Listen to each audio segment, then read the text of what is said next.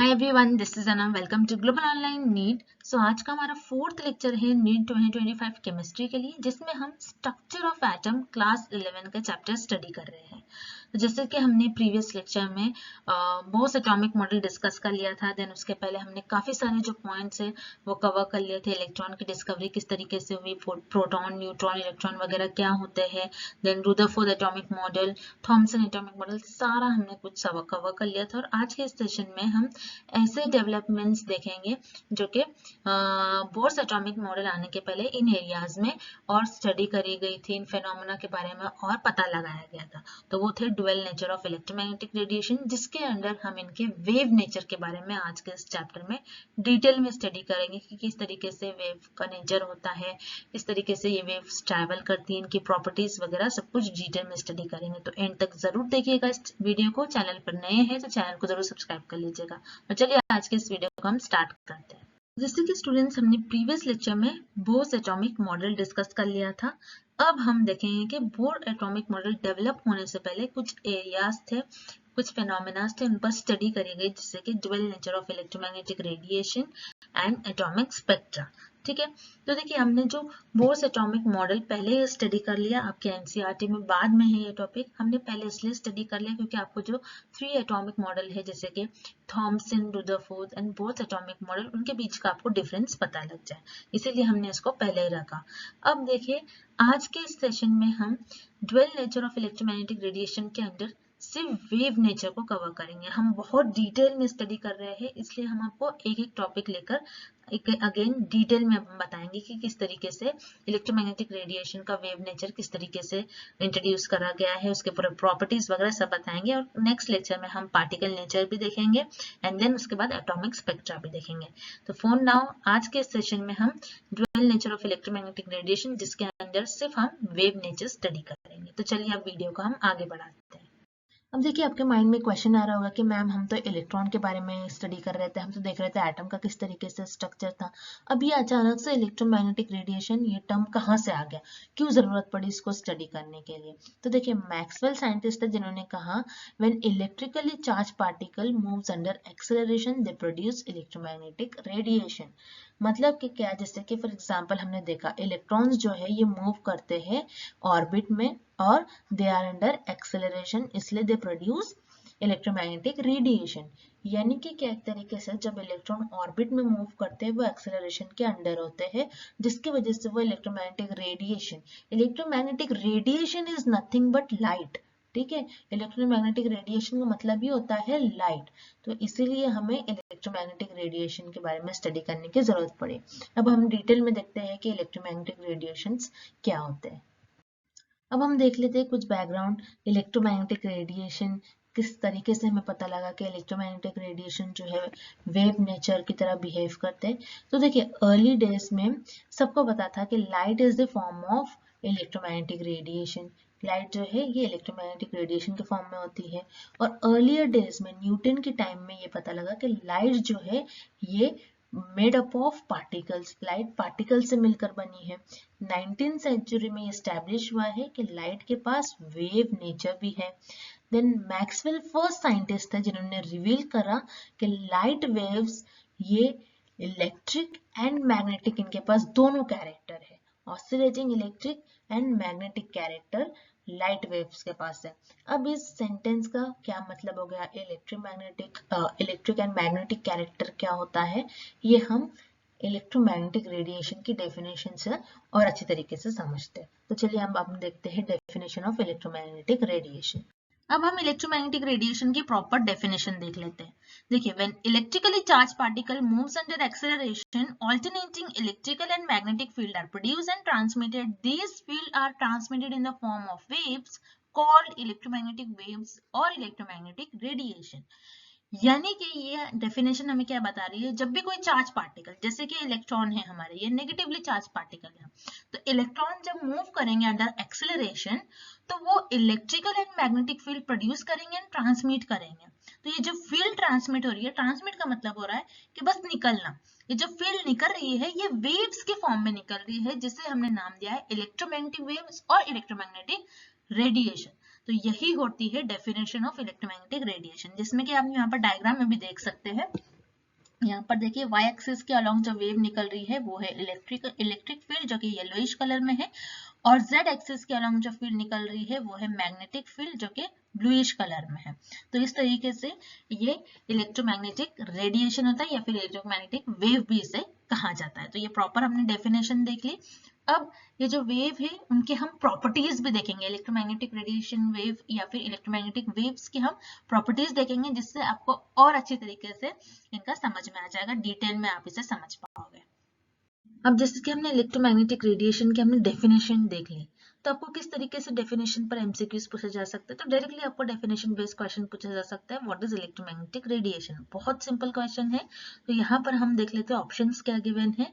A type of wave that carries only electric field. क्या ये सिर्फ इलेक्ट्रिक फील्ड कैरीज करती है? नहीं, हमने क्या देखा, form of energy that travels through a space and oscillating electric and magnetic field। ठीक है, तो जैसे कि इलेक्ट्रॉन है जो कि चार्ज पार्टिकल है, चार्ज पार्टिकल जब भी एक एक्सेलरेशन के अंदर होते हैं वो एनर्जी प्रोड्यूस करते हैं या फिर वो लाइट प्रोड्यूस करते हैं, उसी को कहते हैं इलेक्ट्रोमैग्नेटिक रेडिएशन। वो एनर्जी के फॉर्म में होते हैं जो कि प्रोड्यूस करते हैं इलेक्ट्रिक एंड मैग्नेटिक फील्ड जो कि ऑसिलेटिंग इलेक्ट्रिक मैग्नेटिक फील्ड होते हैं। तो इसीलिए यहाँ पर आपका ऑप्शन भी करेक्ट हो जाएगा। उसी तरीके से ऑप्शन सी देखिए, particle that carries only magnetic energy. नहीं, मैग्नेटिक एनर्जी या फिर मैग्नेटिक फील्ड देखा क्या हमने? नहीं, मैग्नेटिक इलेक्ट्रिक दोनों। ठीक है, और ऑप्शन डी है type of wave that requires medium to travel. जैसे कि आगे हम प्रॉपर्टीज डिस्कस करेंगे तो इसमें बताया गया है इलेक्ट्रोमैग्नेटिक रेडिएशन या फिर इलेक्ट्रोमैग्नेटिक वेव एक ऐसी वेव है जो जिसको कोई मीडियम नहीं होता है ट्रैवल करने, ये वैक्यूम में ट्रैवल करती है। ठीक है,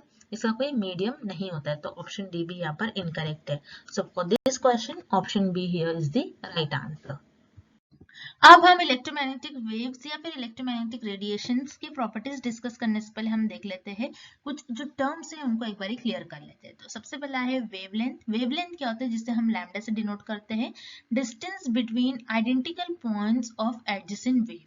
ठीक है, जैसे कि यहाँ पर आप देख सकते हो वेव के ऊपर के पार्ट को हम कहते हैं क्रेस्ट, नीचे के पार्ट को हम कहते हैं ट्रफ। ठीक है, तो यहाँ पर एक क्रस्ट से दूसरे क्रस्ट के बीच के डिस्टेंस को हम कहते हैं वेवलेंथ। उसी तरीके से एक ट्रफ के दूसरे ट्रफ तक के डिस्टेंस को हम क्या कहेंगे? वेवलेंथ। ठीक है, सो वेवलेंथ क्या होता है? Distance between identical points of adjacent waves. ठीक है, नेक्स्ट अब देखिए यहाँ पर फ्रीक्वेंसी एंड एम्पलीट्यूड क्या होता है, इस डायग्राम को देखकर हम समझते हैं। तो फ्रीक्वेंसी सबसे पहले क्या होता है? नंबर ऑफ ऑसिलेशन पर सेकेंड। ठीक है, यानी कि वेव में एक पॉइंट आप पकड़ लो, जैसे कि ये पॉइंट। ठीक है, इस पॉइंट तक के जितनी वेव आ रही है एक सेकेंड में वो आपकी क्या हो जाएगी? फ्रीक्वेंसी। ठीक है, यानी पर सेकेंड कितने ऑसिलेशन हो रही है, यानी कुछ इस तरीके से पर सेकेंड में कितने वेव्स पास हो रही है, कितने ऑसिलेशन हो रहे हैं, ये होता है आपका फ्रीक्वेंसी, नंबर ऑफ ऑसिलेशन पर सेकेंड। अब देखिए ये जो डिस्टेंस है यहाँ से यहाँ तक का, यहाँ से यहाँ तक के, यानी वेव के बीच का जो डिस्टेंस होता है बेसिकली ये होता है आपका एम्पलीट्यूड। ठीक है, तो हमने देख लिया वेवलेंथ क्या होता है, फ्रीक्वेंसी क्या होता है एंड एम्पलीट्यूड क्या होता है। ठीक है, अब नेक्स्ट हम देखते हैं relation between frequency and wavelength. ठीक है, तो फ्रीक्वेंसी एंड वेवलेंथ एक दूसरे से किस तरीके से रिलेटेड है ये हमें जानना बहुत जरूरी है। तो सबसे पहले देखिए यहाँ पर c is equals to lambda nu. This formula is very important क्योंकि देखिए यहाँ पर c जो है ये स्पीड ऑफ लाइट है जो कि है 3 × 10⁸ मीटर पर सेकेंड, लैम्डा जो है वेवलेंथ है एंड न्यू जो है यहाँ की फ्रीक्वेंसी है। ठीक है, अब अगर हम लैम्डा निकाले यानी वेवलेंथ, अगर हमें कोई क्वेश्चन में आ गया आपको कि वेवलेंथ फाइंड आउट करो तो आप किस तरीके से करोगे? वेवलेंथ का हो जाएगा lambda is equals to c upon nu, और अगर आपको न्यू फाइंड आउट करना है यानी फ्रीक्वेंसी फाइंड आउट करना है तो किस तरीके से हो जाएगा फॉर्मूला? c upon lambda. तो देखिए यहाँ पर लैम्डा और न्यू किस तरीके से एक दूसरे से इनवर्सली प्रोपोर्शनल है। ठीक है, जब भी कोई जो हमारा चीज होता है, जब भी कोई हमारा टर्म इनवर्सली प्रोपोर्शनल होते हैं तो उस केस में एक चीज इंक्रीज होती है तो दूसरी चीज डिक्रीज होती है। जैसे कि यहाँ पर आप देख सकते हो as wavelength increases frequency decreases, as wavelength decreases frequency increases, यानी ये एक दूसरे से किस तरीके से रिलेटेड है? इनवर्सली रिलेटेड है टू ईच अदर। ठीक है, ये जानना आपका बहुत जरूरी है। देन अब हम देखते हैं प्रॉपर्टीज ऑफ इलेक्ट्रोमैग्नेटिक वेव्स। अब हम देखते हैं कि आपको वेवलेंथ, फ्रीक्वेंसी पर किस तरीके से आपको इनके रिलेशंस पर किस तरीके से आपको एग्जामिनेशन में क्वेश्चंस पूछे जा सकते हैं। तो देखिए डेफिनेशन बेस्ड क्वेश्चन है, what is the term for distance between two consecutive crust of a wave. ठीक है, तो distance between two consecutive crust देखते हैं अगर हम वेव की, तो उस डिस्टेंस को क्या कहते हैं, वेवलेंथ। ठीक है, जैसे हमने देखा ये वेव्स है, तो टू कॉन्जिक्यूटिव क्रस्ट, ठीक है, ये जो होता है क्रस्ट और ये ट्रफ होता है।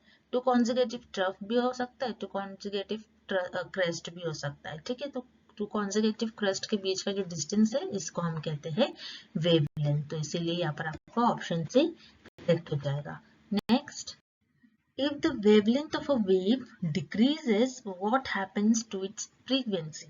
तो देखिए यहाँ पर हमें क्या पूछा गया है, एक वेव है जिसका अगर वेवलेंथ डिक्रीज हो रहा है तो उसकी फ्रीक्वेंसी क्या होगी, इंक्रीज होगी, डिक्रीज होगी, या फिर जैसे कि ऐसे ही रहेगी यानी सेम ही रहेगी, या फिर जो जिसको हम डिटरमाइन नहीं कर सकते। तो देखिए जैसा अभी हमने फॉर्मूला देखा, C is equals to lambda new.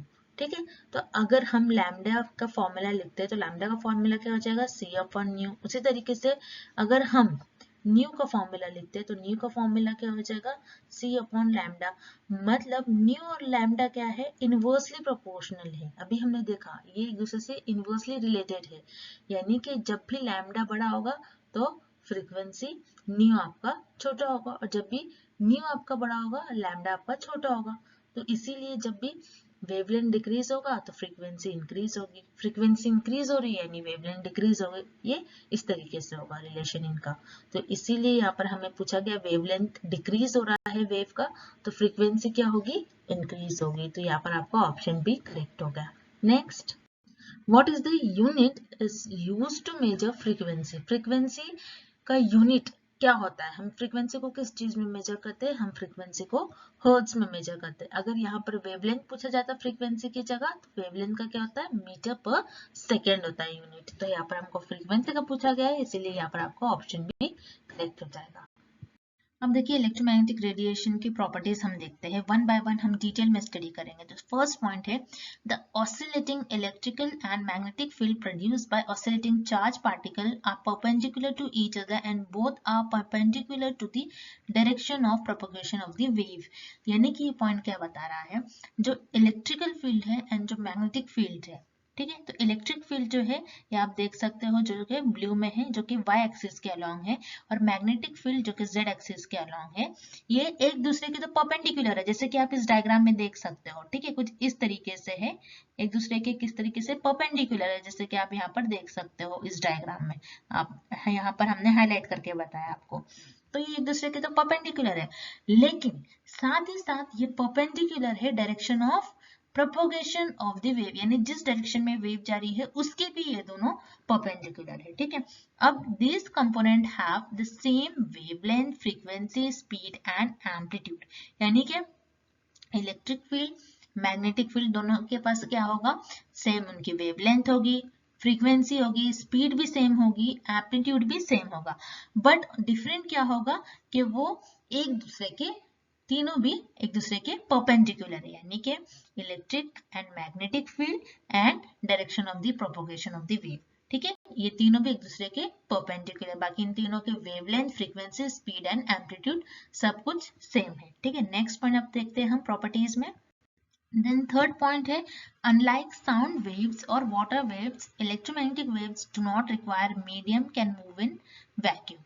यानी कि ये पॉइंट हमें क्या बता रहा है, जैसे कि साउंड वेव या फिर वाटर वेव को हम देखें तो उनको कुछ ना कुछ मीडियम चाहिए होता है उन वेव्स को ट्रैवल करने के लिए, लेकिन इलेक्ट्रोमैग्नेटिक वेव्स जो है इनको कोई मीडियम नहीं रिक्वायर होता है, ये वैक्यूम में भी ट्रैवल कर सकते हैं। ठीक है, it is now well established that there are many types of electromagnetic radiation which differ from one another in wavelength या फिर frequency। यानी कि ये पॉइंट क्या बोल रहा है, अभी काफी सारे टाइप्स ऑफ इलेक्ट्रोमैग्नेटिक रेडिएशंस जो है ये अब जाकर स्टैब्लिश हुए हैं, जिनका डिफरेंट वेवलेंथ भी होता है और फ्रीक्वेंसी भी इनके सबकी डिफरेंट होती है। तो हम आगे चलकर देखेंगे कि किस तरीके से डिफरेंट जो है इलेक्ट्रोमैग्नेटिक रेडिएशन या फिर डिफरेंट जो इलेक्ट्रोमैग्नेटिक वेव्स होती है उनके किस तरीके से वेवलेंथ, फ्रीक्वेंसीज वगैरह होती है, किस तरीके से वो एक दूसरे से डिफरेंट होते हैं।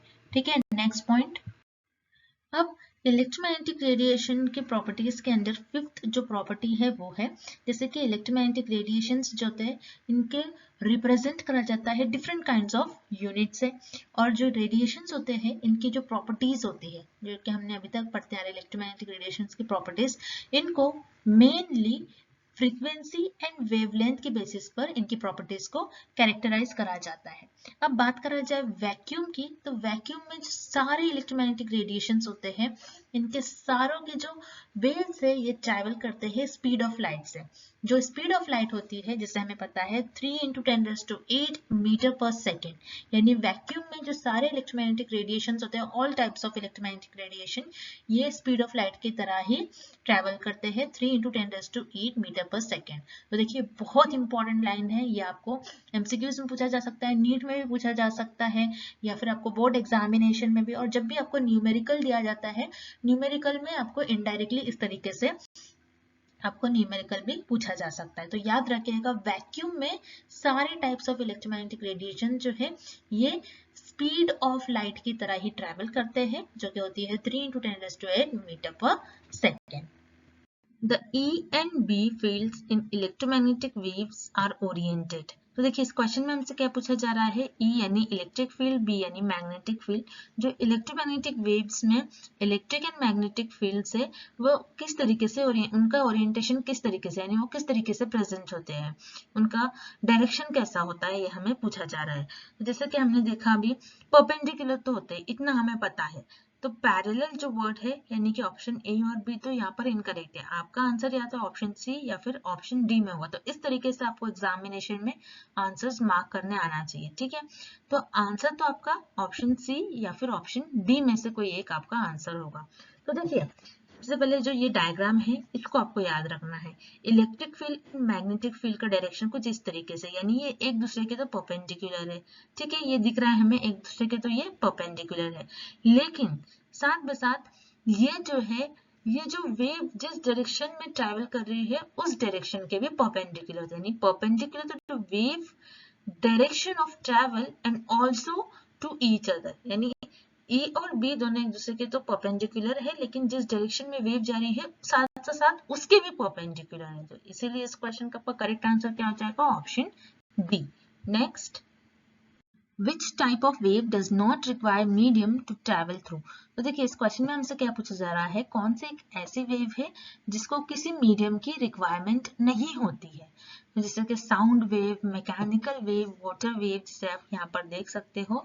Sound, mechanical and water wave में एक मीडियम की जरूरत होती है, जिससे कि अगर आप बात कर रहे हो किसी से, तो अगर आप किसी से बात कर रहे हो तो एयर में आपके जो आप बात कर रहे हो वो वेव के फॉर्म में पार्टिकल्स निकलते हैं, यानी कि यहाँ पर एयर आपका एक तरीके से मीडियम हो गया तभी आपको सुनाई देता है, ठीक है। तो उस तरीके से तो वाटर, मैकेनिकल वेव इनकी भी कुछ ना कुछ इनको मीडियम की रिक्वायरमेंट्स होती है, लेकिन इलेक्ट्रोमैग्नेटिक वेव एक ऐसी वेव होती है जिसको किसी मीडियम की रिक्वायरमेंट नहीं होती है, यानी ये वैक्यूम में भी ट्रैवल करते हैं। तो इसीलिए इस क्वेश्चन का आपका करेक्ट आंसर क्या हो जाएगा, option B, electromagnetic wave. Next, in vacuum all types of electromagnetic radiation travel at the speed of। तो देखिए वैक्यूम में जैसा हमने देखा, वैक्यूम में इलेक्ट्रोमैग्नेटिक रेडिएशन ट्रैवल करे तो उनकी स्पीड क्या होगी, सारे की सारी इलेक्ट्रोमैग्नेटिक रेडिएशन जो कि वैक्यूम में ट्रैवल करती है वो स्पीड ऑफ लाइट के स्पीड से ट्रैवल करती है, ठीक है। तो उसकी स्पीड क्या होती है 3 × 10⁸ मीटर पर सेकेंड, ठीक है, जो कि लाइट की एक स्पीड होती है। तो इसीलिए इस क्वेश्चन का करेक्ट आंसर हो जाएगा ऑप्शन ए। अब हम देख लेते हैं कि इलेक्ट्रोमैग्नेटिक स्पेक्ट्रम क्या होता है। तो जैसे कि अभी तक हमने देखा इलेक्ट्रोमैग्नेटिक वेव क्या होती है, उनकी प्रॉपर हमने डेफिनेशन देख ली, इनकी प्रॉपर्टीज हमने डिस्कस कर ली, और आपको थोड़ी देर पहले ही हमने बताया कि इलेक्ट्रोमैग्नेटिक वेव की जो प्रॉपर्टी में मैं एक पॉइंट डिस्कस करा था, अगर आपको याद होगा, तो जिसमें हमने देखा इलेक्ट्रोमैग्नेटिक वेव्स को फर्दर और उनके टाइप्स होते हैं फर्दर और क्लासीफाई करा गया है on the basis of their wavelengths and frequencies, जिसे हम कहते हैं इलेक्ट्रोमैग्नेटिक स्पेक्ट्रम। वही है यहाँ पर, जब भी इलेक्ट्रोमैग्नेटिक वेव को फर्दर क्लासिफाई करा जाता है उनकी वेवलेंथ और फ्रीक्वेंसीज के बेसिस पर, तो उसे हम कहते हैं इलेक्ट्रोमैग्नेटिक स्पेक्ट्रम। तो स्पेक्ट्रम क्या होता है, जैसे कि इस फिगर में आप देख सकते हो, और ये सारे टाइप्स ऑफ इलेक्ट्रोमैग्नेटिक रेडिएशन हैं जो कि हमारे यूनिवर्स में एग्जिस्ट करते हैं, जो कि ये पॉइंट में लिखा हुआ है। तो यहाँ से आप इस पैरा को अगर पढ़ोगे तो आपको इजीली समझ में आ जाएगा। अब अगर आप इस डायग्राम में देखते हो जो कि डिफरेंट वेवलेंथ्स एंड फ्रीक्वेंसीज के बेसिस पर इलेक्ट्रोमैग्नेटिक वेव को क्लासिफाई करा गया, जिसे हम कहते हैं इलेक्ट्रोमैग्नेटिक स्पेक्ट्रम। तो यहाँ पर जो डिफरेंट वेव्स है, जैसे कि आप देख सकते हो गैमा रेज, ठीक है, then X rays, UV, IR, microwave, FM, AM, जैसे कि हम जो रेडियो में सुनते हैं 93.5, ठीक है, तो उस तरीके से एफएम वाला, then AM, then long radio waves. अब अगर आप यहाँ पर गौर करोगे, यहाँ पर आप देखोगे तो यहाँ पर जो इनकी फ्रीक्वेंसी है ये इंक्रीज हो रही, लेकिन ये जो वेवलेंथ है इस तरीके से अलग अलग डायरेक्शन में दोनों होंगे। फ्रीक्वेंसीज एंड वेवलेंथ जो है ये हमने देखा थोड़ी देर पहले, ये किस तरीके से एक दूसरे से प्रोपोर्शनल थे, ये इनवर्सली प्रोपोर्शनल होते हैं, ठीक है। अगर फ्रीक्वेंसी बढ़ रहा है तो वेवलेंथ कम होगा, वेवलेंथ कम हो रहा है फ्रीक्वेंसी बढ़ेगा। तो सबसे पहले अगर हम गैमा रेज की बात करें तो यहाँ पर इनकी देखिए फ्रीक्वेंसी जो है सबसे ज्यादा है, 10⁻²4, 10⁻²2, 10⁻24 तक गैमा रेज की है, ठीक है। और अगर वेवलेंथ की बात करा जाए तो वेवलेंथ जो है गैमा रेज का काफी कम है, जो कि होता है 10⁻12 से लेकर 10⁻16, ठीक है। तो काफी कम है वेवलेंथ गैमा रेज का, लेकिन फ्रीक्वेंसी ज्यादा है। उसी तरीके से एक्स रेज में अगर हम देखते हैं जो वेवलेंथ है वो है 10⁻10 एंड फ्रीक्वेंसी जो है 10⁻18। फ्रीक्वेंसी बहुत ज्यादा है लेकिन वेवलेंथ कम है। एक्सरेज क्या होता है, जैसे कि अगर आपने सुना होगा मेडिकल फील्ड में जब आपको इंटरनल कोई आपको इंजरी होती है तो आप एक्सरेज करवाते हो, जो कि आपके अंदर तक आपके जाकर बताती है कि आपकी कौन सी बोन वगैरह इंजर्ड है, ठीक है। तो उस तरीके से एक्सरेज बताती है। Then UV, then IR, infrared, इस तरीके से। अब अगर आप इंफ्रारेड और यूवी जो रेज है इनके बीच में अगर आप देखो यहाँ पर, तो कुछ एक ऐसा पार्ट है इलेक्ट्रोमैग्नेटिक स्पेक्ट्रम में जो कि विजिबल है, ठीक है। विजिबल स्पेक्ट्रम कहते हैं जिसे, यानी कि आप आपके आईज से इन्हें देख सकते हो। तो जैसे कि यहाँ पर आप देख सकते हो, आपको एक कलर दिखेगा जो कि एकदम लेफ्ट में अगर आप देखते हो तो ये कुछ वॉयलेट या फिर ब्लूइश कलर में है, और यहाँ पर अगर आप विजिबल स्पेक्ट्रम के राइट साइड में देखते हो तो ये रेड कलर में है, ठीक है। तो ये जो स्पेक्ट्रम है एक तरीके से विजिबल स्पेक्ट्रम होता है जो कि आप आपके आईज से देख सकते हो। बाकी जो यहाँ पर स्पेक्ट्रम होता है ये आपके विजिबल नहीं होता है, बस ये स्पेक्ट्रम जो रेंज है ये विजिबल है। तो इस पर भी आपको कई बार एमसीक्यूज में बहुत सिंपल क्वेश्चन पूछे जाते हैं, तो आपको बस इनके रेंज याद रखना है, ठीक है। The next, which of the following is correct in order of lowest to highest energy?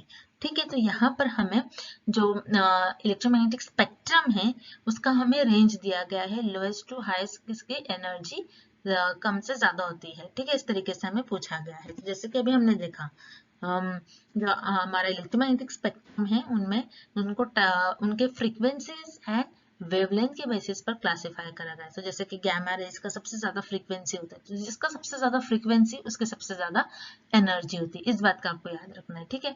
तो अगर हम ऑप्शंस की तरफ देखते हैं, एक्सरेज है, विजिबल लाइट है एंड माइक्रोवेव है ऑप्शन ए में, यानी कि एक्सरे, विजिबल लाइट यानी कि ये पोर्शन एंड माइक्रोवेव है। तो अगर लोएस्ट टू हाईएस्ट, तो यहाँ पर अगर सबसे ज्यादा हम देखें जो एनर्जी जिसकी है वो एक्स रेज की है, लेकिन हमें लोएस्ट से हाईएस्ट पूछा गया है, तो ऑब्वियसली ऑप्शन है यहाँ पर आपका इनकरेक्ट हो जाएगा, ठीक है। अगर ऐसा देखा जाए तो सबसे पहले आपका आना चाहिए था microwave, then visible light and then X rays, तो यहाँ पर ऑप्शन है इनकरेक्ट। उसी तरीके से ऑप्शन भी हम देखते हैं, और ultraviolet, visible light and gamma rays, ठीक है। सो अल्ट्रावायलेट यानी कि ये वाला पूछा गया है, देन उसके बाद विजिबल अगेन ये, एंड गैमा रेज ये। लोएस्ट पूछा गया है तो सबसे पहले क्या आना चाहिए था, विजिबल लाइट आना चाहिए था, फिर यूवी एंड देन फिर गैमा आना चाहिए था, ठीक है। सो यहाँ पर ऑप्शन बी भी इनकरेक्ट हो गया। उसी तरीके से ऑप्शन सी हम देखते हैं माइक्रोवेव, ठीक है। माइक्रोवेव यानी कि ये वाला हमें दिया गया है, ठीक है। माइक्रोवेव, विजिबल लाइट जो कि ये वाला है, एंड गैमा रेज जो कि ये वाला है, ठीक है। अब लोएस्ट से हाईएस्ट देखना है, लोएस्ट सबसे लोएस्ट कौन सा हो जाएगा, माइक्रोवेव, ठीक है। देन उसके बाद आएगा आपका विजिबल लाइट एंड उसके बाद आएगा आपका गैमा रेज। तो यस, यही ऑर्डर में आपको ऑप्शन सी में दिया गया है, लोएस्ट से हाईएस्ट में, तो इसीलिए आपका यहाँ पर ऑप्शन सी करेक्ट हो जाएगा। आपको जनरली आपका इलेक्ट्रोमैग्नेटिक स्पेक्ट्रम से ऐसे ही question, same to same question, इसी टाइप के क्वेश्चंस आपको एग्जामिनेशन में पूछा जाता है। लोएस्ट से हाईएस्ट एनर्जी, लोएस्ट से हाईएस्ट वेवलेंथ, लोएस्ट से हाईएस्ट फ्रीक्वेंसी, इस तरीके से ही आपको क्वेश्चंस यहाँ पर पूछे जा सकते हैं। ठीक है, तो बहुत सिंपल पूछा जाता है, बस आपको एक रेंज इनकी याद रखना है। ठीक है, next, the wavelength range of visible spectrum violet 400 nanometer, express wavelength in frequency hertz, 1 nanometer is equals to 10 raised to -8 metre. अब देखिए यहाँ पर हमें वेवलेंथ का रेंज दिया गया है जो कि वॉयलेट स्पेक्ट्रम के लिए है 400। ठीक है, तो वेवलेंथ आपको दिया है 400 क्या नैनोमीटर, लेकिन देखिए क्वेश्चन में ही आपको दिया गया है 1 नैनोमीटर की वैल्यू कितनी दी गई है 10 raised to -9 मीटर। अब इसको किस तरीके से लिख सकते हैं 400 × 10 raised to -9 मीटर। ठीक है, अब आपको तो लैम्डा पता लग गया, अब c भी हमें पता है, c कितना होता है 3 × 10 raised to 8 मीटर पर सेकेंड। ठीक है, अब यहाँ पर देखिए, यहाँ पर आपको फ्रीक्वेंसी पता करना है। ठीक है, फ्रीक्वेंसी आपको पता करना है, तो फ्रीक्वेंसी का फॉर्मूला क्या होता है c अपॉन लैम्डा। तो c की वैल्यू हमें पता है 3 × 10 raised to 8 मीटर पर सेकेंड अपॉन लैम्डा की वैल्यू क्या है 400 × 10 raised to -9 मीटर। ठीक है, तो देखिए यहाँ पर अगर हम 3/400 करते हैं तो आपका आंसर आएगा 0.0075 × 10 raised to 8 × 10 raised to -9 ऊपर चला जाएगा तो +9 हो जाएगा। तो ये क्या हो जाएगा 0.0075 × 10 raised to 17 हर्ट्ज। अब देखिए आपको आंसर में जो है 1 नंबर के बाद डेसिमल लगा है, तो आपको यहाँ पर आंसर में भी चेंज करना पड़ेगा। तो किस तरीके से हो जाएगा, अगर आप 1 2 3 एक नंबर के बाद हमें डेसिमल पॉइंट लगाना है, यानी 3 प्लेसेस हमने चेंज करा, तो 7.5 × 10 raised to, अगर हम 17 में से 3 माइनस करें तो आंसर क्या आ जाएगा हमारा 14। ठीक है, तो यहाँ पर कितना आ जाएगा हर्ट्ज आपका यूनिट, तो 7.5, यहाँ पर इन्होंने 0 भी लगाया है, तो आपको बस स्टार्टिंग के 2 डिजिट्स देखना है, 7.5 आ रहा है आंसर × 10 raised to 14 हर्ट्ज, तो इसीलिए आपका करेक्ट आंसर हो जाएगा option B. So that's it, अब इस सेशन को हम यही एंड करते हैं। आई होप कि ये सेशन आपके लिए काफी हेल्पफुल रहा हो। तो आपके इस सेशन में जो भी डाउट्स है, आपके जो भी क्वेश्चन है, जो भी क्वेरीज है, आप हमें कमेंट करके पूछ सकते हैं। And thank you for watching this video.